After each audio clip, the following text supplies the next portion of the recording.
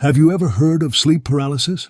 Until you go through it yourself, you can never really understand how terrifying it is. Tonight I'll share with you 3 real experiences. Stories so unsettling, they'll make your skin crawl. Story 1. The Woman in Black. It happened back in college. It was finals week, and I was barely sleeping. My mind was drained, my body exhausted. That night I went to bed late. The next thing I remember, I was in my room, in my bed. But something felt strange. My vision was hazy. I was awake, fully aware, yet I couldn't move a single muscle, only my eyes, and then I saw her. Standing in the middle of my room, a woman. She wore a black dress and was holding something long in her hands. I tried to scream, "Mom!" but nothing came out.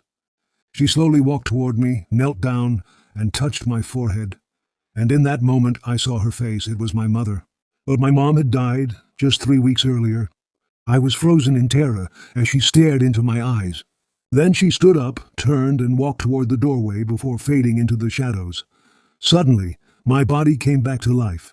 I jumped up from bed screaming, "Mom, Mom!" I ran into the hallway crying out for her. A door opened, and it was my dad.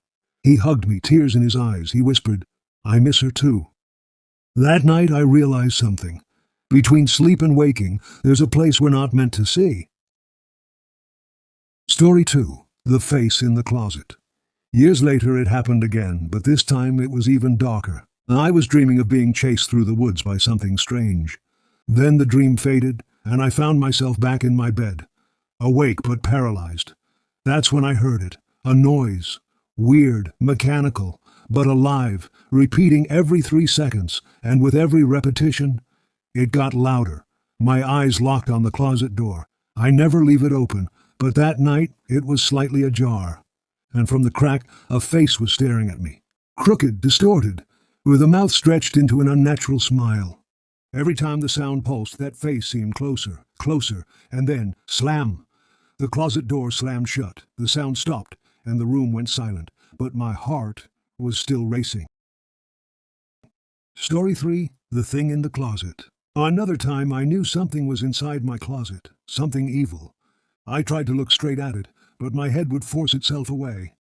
No matter how hard I tried, I couldn't face it. Then came the laughter, not with my ears, but deep inside me. It shook me to the core, and then it threw something at me, a human head. It landed on my chest, face up.